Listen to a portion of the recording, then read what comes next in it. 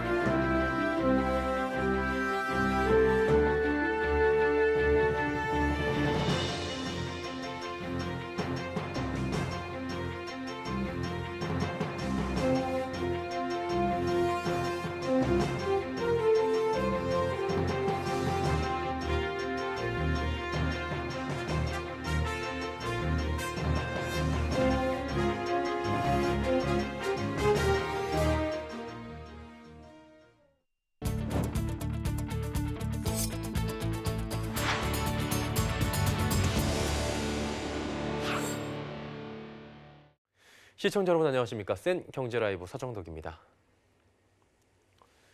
코로나19 충격으로 올해 2분기 한국 경제가 전분기보다 3% 넘게 뒷걸음질 쳤습니다. 특히 우리 경제의 주축인 수출이 직격탄을 맞았습니다. 양한나 기자의 보도입니다. 한국은행 발표에 따르면 올해 2분기 실질 국내 총생산 성장률은 전분기 대비 3.2% 감소했습니다. 이는 1분기에 이어 2분기 연속 마이너스 성장일 뿐 아니라 금융위기 때인 2008년 4분기 이후 11년 6개월 만에 가장 낮은 분기 성장률입니다. 작년 동기와 비교해서는 마이너스 2.7% 역성장했습니다. 외환위기가 닥친 1998년 4분기 이래 21년 6개월 만에 최저 기록입니다. 무엇보다 우리 경제의 주축인 수출이 코로나19에 따른 세계 수요 위축에 직격탄을 맞았습니다. 수출은 자동차와 휴대전화 등을 위주로 16.1% 급감하며 1963년 4분기 이후 56년 6개월 내 최악의 성적표를 받았습니다. 이 같은 수출 부진으로 2분기 성장률은 4.1% 떨어졌습니다. 수입 역시 원유 등을 중심으로 6.7% 감소했습니다. 설비 투자와 건설 투자도 운송 장비 투자, 건물 건설 등이 위축되며 각각 0.5%, 1.5% 줄었습니다. 다만 민간 소비의 경우 전 국민 긴급재난지원금과 개별 소비세 인하 등에 힘입어 내구재의 중심으로 1.5% 늘었습니다. 전체 내수의 성장 기여도가 0.9%로 1분기 마이너스 2.1%보다 3%포인트나 뛰었습니다. 서울경제TV 양한나입니다. 정부가 내년도 예산을 올해 본 예산보다 8.5% 늘린 555조 8천억 원으로 편성했습니다. 이는 사상 최대 규모인데요. 이 코로나19 사태를 극복하고 이에 따른 경제 또 사회구조 대전환을 대비하는 시기에 나라 곳간을 열 수밖에 없다고 판단한 겁니다. 윤다혜 기자입니다. 정부는 오늘 국무회의를 열고 내년도 예산정부안을 올해 본 예산 규모보다 8.5% 늘어난 555조 8천억 원을 확정했습니다. 정부는 한국판 뉴딜에 국비만 21조 3천억 원을 집중 투입합니다. 디지털 뉴딜에 7조 9천억 원, 그린 뉴딜에 8조 원, 사회 고용 안전망 강화에 5조 4천억 원을 배정했습니다. 1조 원 상당의 뉴딜 투자 펀드도 조성합니다. 또 200만 개 이상의 일자리를 유지하거나 새로 만드는 데 8조 6천억 원을 씁니다. 지역사랑 상품권 발행 규모를 15조 원으로 늘리는 등 20조 원의 소비를 창출하고자 1조 8천억 원을 투입합니다. 특히 이른바 희망 패키지를 만들어 청년 일자리부터 주거 등 생활안전 교육복지에 총 20조 원을 쏟아붓습니다. 재정 상황이 악화하는 가운데 대규모 지출을 감행하는 만큼 10조 원 수준에 달하는 기존 지출을 구조조정했습니다. 공무원 공공기관이 사용하는 경상경비는 5% 이상 줄였습니다. 이에 따라 내년 국가 채무는 945조 원까지 불어납니다. 국내 총생산 대비 국가 채무 비율이 46.7%까지 오르고 GDP 대비 관리재정 수지 적자 비율은 5.4% 수준이 됩니다. 홍남기 경제부총리는 예산안 사전 브리핑에서 확장적 제조 기조와의 재정 건전성이 다소 악화된 측면이 있으나 방역 경제 전시 상황에서는 일시적인 채무와 적자를 감내하면서라도 재정에 요구되는 역할을 충실히 실행하는 것이 맞다고 말했습니다. 서울경제TV 윤다입니다. 수도권을 대상으로 2.5단계 방역 조치가 실시되며 타격을 입은 외식업계가 정부의 전국민 재난지원금 추가 지급 등 대책 마련을 요구하고 나섰습니다. 한국외식업중앙회는 오늘 성명을 내고 코로나19 사태로 외식업은 매출이 60% 이상 줄었다며 영세소상공인과 자영업자들은 고용을 축소하고 임대료를 연체하는 등 폐업이 눈앞에 이르는 최악의 상황이라고 호소했습니다. 지난달 30일 시행된 수도권 방역조치 강화 방안으로 오는 6일까지 음식점과 제과점 등은 오후 9시 이후 포장, 또 배달만 가능해진 상황입니다. 이에 중앙회는 정부의 피해 소상공인 업종에 대한 임차료, 인건비 지원, 또 세금 감면, 전국민 대상 긴급재난금 조속 지급 등 구체적 특별 대책을 속히 시행하라고 요구했습니다. 서울과 수도권을 중심으로 코로나19가 다시 확산되며 중개업소를 찾는 발길이 뜸해지고 집주인과 세입자들이 집 보여주기를 꺼리고 있는 모습이 나타나고 있다고 합니다. 정부의 잇따른 부동산 대책과 집값 급등에 따른 피로감에 최근 매수세가 약해졌는데 코로나가 다시 덮치자 업계에선 정부가 못 잡은 집값을 코로나가 잡게 생겼다는 말도 나옵니다. 업계에 따르면 서울 강남권 아파트 시장은 고가 매물만 나와 있어 거래가 뜸한 상황인데 코로나19 영향이 더해지며 냉랭한 분위기가 나타나고 있습니다. 마포, 용산, 성동구, 이른바 마용성처럼 비교적 거래가 활발했던 지역을 비롯해 중저가 아파트가 많은 강북권도 최근 들어 거래가 뜸한 모습입니다. 서울 아파트 전셋값이 폭등했다며 일부에서 우려의 목소리를 내고 있습니다.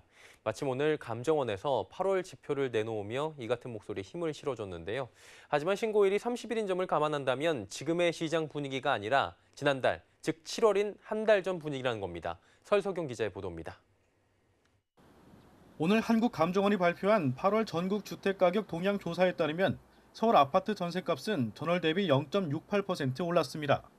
2015년 12월 이후 4년 8개월 만에 최대폭으로 상승한 겁니다. 이를 두고 일부에선 현재의 전셋값 분위기가 강세를 보인다거나 폭등했다고 말합니다. 하지만 거래 신고 시한이 30일인 점을 감안할 때 오늘 나온 8월 지표는 6월 14일부터 7월 10일 거래된 매물에 대한 수치입니다.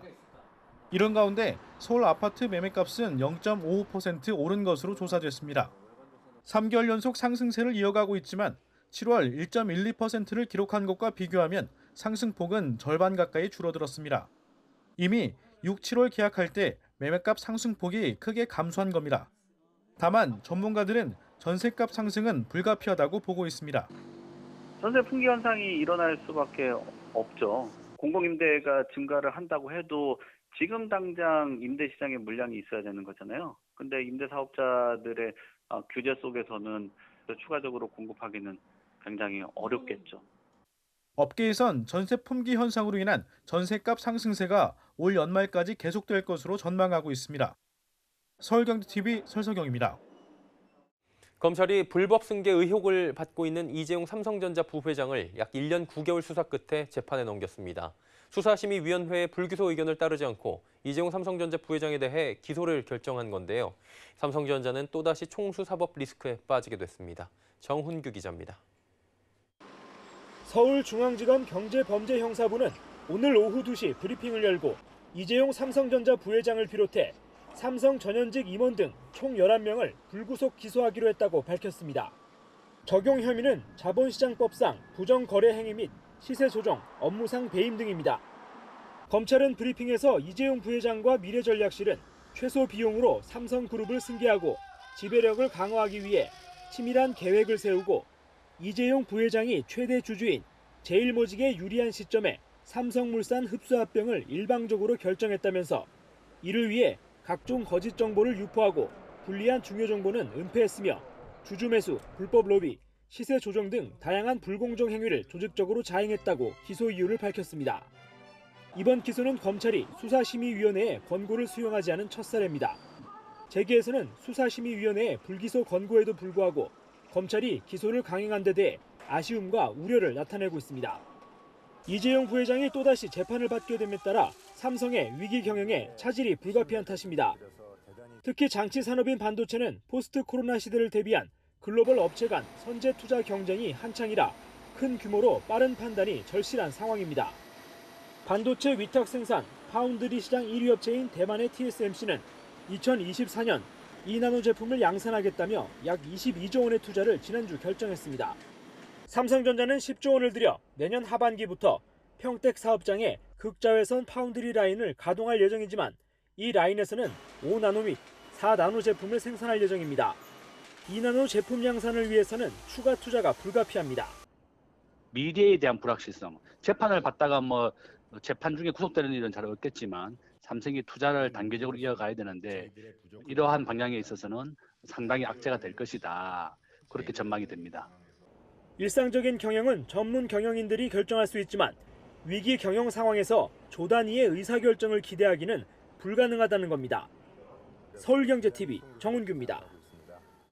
서울 강남구 개포주공 1단지가 때 아닌 세탁기 논란에 휩싸였습니다. 지난달 분양에 당첨된 일반 분양자들이 세탁기 놓을 곳도 없다며 문제를 제기한 건데요. 지혜진 기자가 과연 어떤 사연인지 알아봤습니다. 공사가 한창인 개포주공 1단지 재건축 현장. 이 단지는 지난 7월 일반 분양자를 모집했습니다. 하지만 전용 34제곱미터와 49제곱미터를 분양받은 이들은 발코니에 세탁 공간을 마련할 수 없다는 사실을 뒤늦게 알고 분통을 터뜨렸습니다. 입주자 모집 공고문을 확인해보니 깨알 같은 글씨로 34와 49 타입은 발코니에 별도의 세탁기 설치 공간이 설치되지 않는다고 명시돼 있습니다. DH라는 브랜드가 들어가 있으나 막상 보니까 다른 DH 단지랑 비교했을 때 여기는 좀 저품질의 마감재가 사용됐다거나 세탁기를 놓을 수 없다거나 문제가 우리 아파트 전체 단지나 또 시공사에 대한 이미지도 많이 훼손될 걸로 보입니다. 전용 49제곱미터 당첨자들은 우리는 최소 54점이 넘는 고점자들이라며 가족 단위의 당첨자가 많은데 별도의 세탁 공간이 없다는 점은 이해가 안 된다고 설명합니다. 현재로서는 오피스텔처럼 주방 아래 빌트인 형식의 작은 세탁기를 넣는 것이 최선인 상황. 문제는 세탁기뿐만 아니라 분양받는 아파트가 계단식인지 복도식인지도 명확히 표기돼 있지 않는다는 겁니다. 공고문에도 계단식, 복도식이라는 문구를 찾아볼 수 없습니다. 현재 포털 사이트에는 전용 34제곱미터와 49제곱미터는 계단식 아파트라고 명시돼 있습니다. 일부 수분양자만이 계약할 때 구두로 복도식이란 안내를 받은 것이 전부라고 설명합니다. 수분양자들은 10억 원에 달하는 물건을 사는 셈인데 아파트에 대한 정확한 정보도 제공하지 않았다고 주장했습니다. 서울경제TV 지혜진입니다.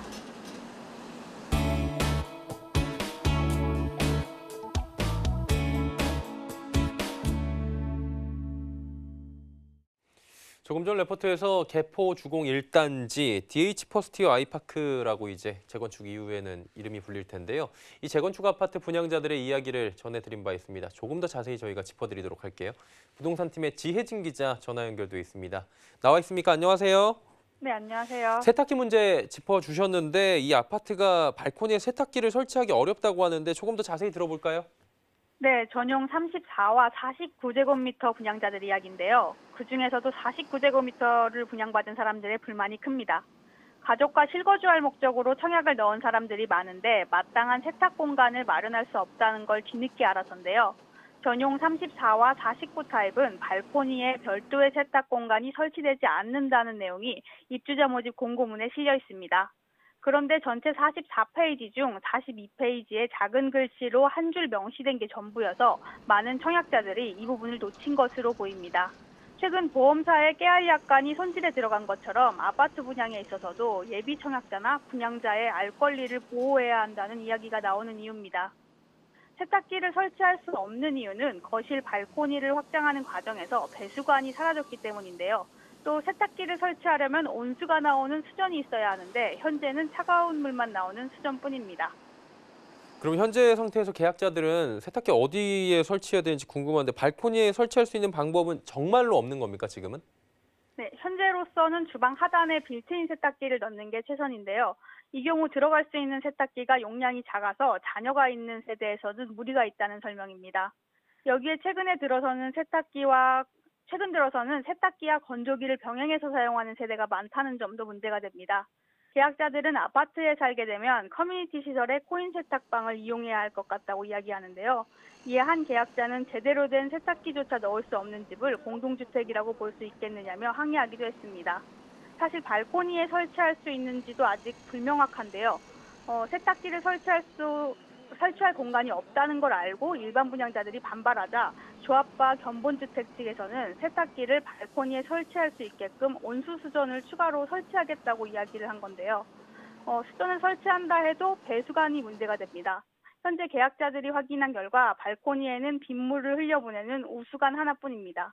세탁 후 오수를 버릴 관은 없는 건데요. 온수가 나오는 수전을 설치할 경우 세탁 오수를 우수관을 통해 내보내야 됩니다. 하지만 이는 환경오염을 유발해 구청의 단속 대상이 됩니다. 합법적으로 세탁기를 설치하려면 현재 배치도에 있는 우수관이 우수와 오수를 모두 흘려보낼 수 있는 합류관 형태로 지어져야 됩니다. 만약에 그런 식으로 발코니에 세탁시설을 설치한다면 문제는 없게 되는 겁니까? 네, 사실 그렇다 해도 문제는 있습니다. 전용 49제곱미터는 복도식 아파트이기 때문에 발코니에 세탁기와 건조기를 설치할 경우 채광에 문제가 있다는 건데요. 그래서 49 타입 계약자들이 요구하는 게 다용도실입니다. 최근에 지은 비슷한 평형의 아파트에서는 모두 다용도실이 들어가서 그곳에 세탁기나 건조기를 두는데 이 아파트는 그런 구조가 아니라는 거죠.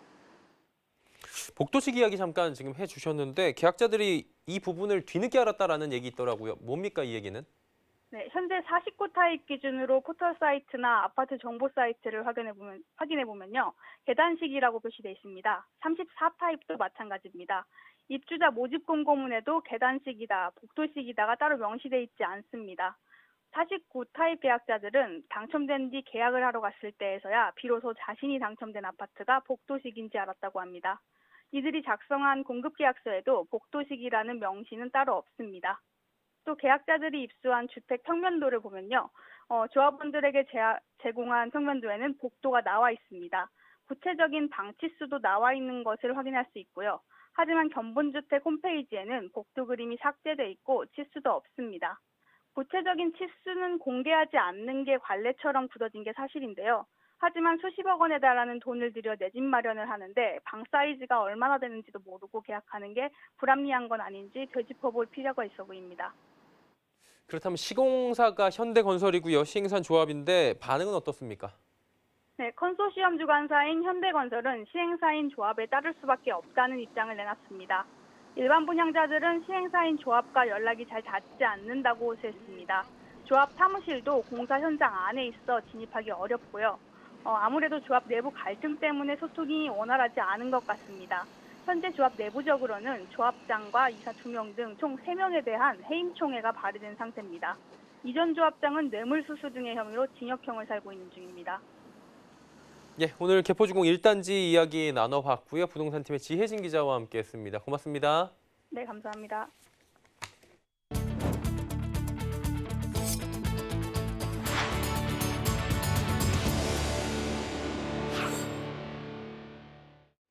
정부의 고강도 주택 규제가 계속되며 다주택자들이 더 이상 버티기 힘들어진 모습입니다. 일부에선 정권이 바뀌면 세액 부담을 낮춰주고 규제도 풀어줄 것이란 기대를 하는 다주택자들도 나오고 있는데요. 하지만 거대 여당의 의석수가 이 정권이 바뀌어도 여전한 만큼 이마저도 쉽지 않을 것이란 목소리가 많습니다. 정창신 기자입니다. 인터넷 대형 포털 사이트의 한 부동산 커뮤니티. 이곳에는 정권이 바뀌면 법은 바뀐다. 세금 완화에는 정권 교체가 답이라는 식의 게시글이 넘쳐납니다. 일부 다주택자들이 세금 부담에 정권 교체를 바라고 있는 모습입니다. 실제 일부 다주택자는 부동산 보유세 과세 기준일인 내년 6월 1일만 버티면 정권이 바뀔 수도 있을 것으로 보고 있습니다. 새 정부가 들어서면 민심을 달래기 위해 세금 부담을 완화해주고 부동산 규제도 풀어줄 거란 기대를 하고 있는 겁니다. 하지만 전문가들은 그럴 가능성은 낮다고 보고 있습니다. 정권이 바뀐다고 해서 한번 오른 세금은 안 바뀌어요. 정권이 바뀌어도 세금이 많이 거치는 거에 대해서 싫어할 정보는 없거든요. 그래서 쉽게 바뀌진 않을 거예요. 이건 잘못된 생각인 것 같아요. 여기에 올해 총선으로 탄생한 170석이 넘는 거대 여당도 다주택자들에겐 호의적이지 않습니다. 다주택자들의 바람대로 세금을 완화하려면 세법 개정을 해야 하는데 여당의 벽을 넘기 힘든 상황. 실제 지난달 민주당은 통합당의 반발에도 불구하고 부동산 관련 개정안 11개를 상임위에서 속전속결로 처리한 바 있습니다. 협치 정신에 맞지 않다는 지적이 나왔지만 집값을 잡아 서민 주거 안정을 이루는 게 더 중요하다는 의견이 우세한 분위기입니다. 서울경제TV 정창신입니다. 국내 OTT 업계가 다시 한번 음악저작권협회 저작권 산정 협상에 나설 것을 요구했습니다. 한국음악저작권협회는 별다른 입장을 내놓진 않고 있습니다. 서청석 기자입니다. 웨이브, 티빙, 왓챠 등 국내 주요 OTT 사업자로 구성된 OTT 음악저작권 대책협의체는 한국음악저작권협회에 공문을 보내 합리적이고 객관적인 음악저작권력 책정을 위해 협의에 응해줄 것을 촉구했습니다.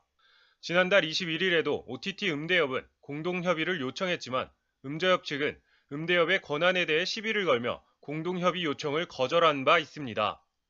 이에 따라 OTT 음대협은 공문을 통해 음저협과의 신속한 공동협의로 원만한 협상을 원하며 협의를 통해 음악 저작권자들의 이익을 보장하겠다는 입장을 재차 밝힌 겁니다. 음대협은 OTT 서비스의 정의와 범주, 그리고 이미 음악 사용에 대한 권리 처리가 된 콘텐츠 현황 반영 여부 등에 대한 구체적 협상을 요구했습니다. 국내 OTT 기업들은 음저협과 조속한 협의를 통해서 저작권 문제를 해결하는 데 의지가 있는데 음저협 쪽과 지금 대화가 이루어지지 못하고 있어서 재차 협의를 요청하는 공문을 보냈던 것이고요. 한국음악저작권협회 관계자는 이에 대해 공문 내용을 검토 중이라며 대응 여부에 대해 신중한 모습을 보였습니다. 쟁점은 음저협이 OTT 사업자들의 요구한 저작권 비율 2.5%인데 음저협은 세계 표준에 맞춘 기준이라고 주장하는 반면 음대협은 일방적인 비율 요구에 응할 수 없다는 입장입니다. 현재 웨이브, 왓챠 등은 음저협에서 저작권료율 2.5%를 내지 않는다면 형사고소에 들어가겠다는 내용 등을 담은 내용 증명을 각각 3차례, 2차례 받은 상황입니다. 음저협과 OTT 업계의 협상이 이번에도 불발된다면 양측의 형사고발 등 진흙탕 싸움은 불가피할 전망입니다. 서울경제TV 서청석입니다.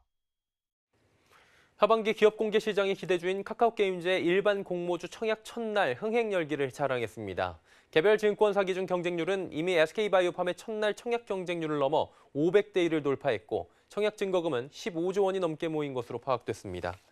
카카오게임즈의 상장 공동 대표 주관사인 삼성증권은 청약이 몰리며 오전 시스템이 마비돼 온라인 청약을 잠시 중단하는 일이 벌어지기도 했습니다. 가장 많은 청약 물량이 배정된 한국투자증권의 경우 청약 서비스가 개시되기도 전에 투자자들이 몰리며 객장안이 꽉 차고 줄까지 서는 진풍경이 연출되기도 했습니다. 삼성증권에서 집계된 청약 경쟁률은 약 491대 1, 한국투자증권은 약 365대 1을 기록했고 청약 배정 물량이 가장 적은 KB증권의 경우 경쟁률이 무려 593대 1을 돌파하기도 했습니다. 업계에선 지난달 31조 원대의 증거금이 몰렸던 SK바이오팜의 흥행을 카카오게임즈가 뛰어넘을 것으로 전망하고 있습니다. 삼성전자가 오늘 밤 11시 삼성 갤럭시 G 폴드2 언팩 파트 2 행사를 온라인으로 진행합니다. 이번 행사에서는 삼성전자의 세 번째 폴더블 폰인 갤럭시 G 폴드2의 세부 사양과 사용자 경험 등이 공개될 예정입니다. 앞서 지난달 5일 언팩 행사에서 갤럭시 노트 20 시리즈와 함께 갤럭시 G 폴드2를 소개했지만 자세한 사양은 설명하지 않았습니다. 삼성전자와 이동통신 3사는 오는 11일부터 갤럭시 G 폴드2의 사전 예약을 시작해 18일 제품을 출시하는 방안을 논의 중입니다. 가격은 전작인 갤럭시 폴드와 동일하거나 약간 낮은 수준에서 정해질 것으로 전망됩니다. 센 경제 라이브 저희가 준비한 소식은 여기까지입니다. 건강한 저녁 시간 보내시길 바랍니다. 고맙습니다.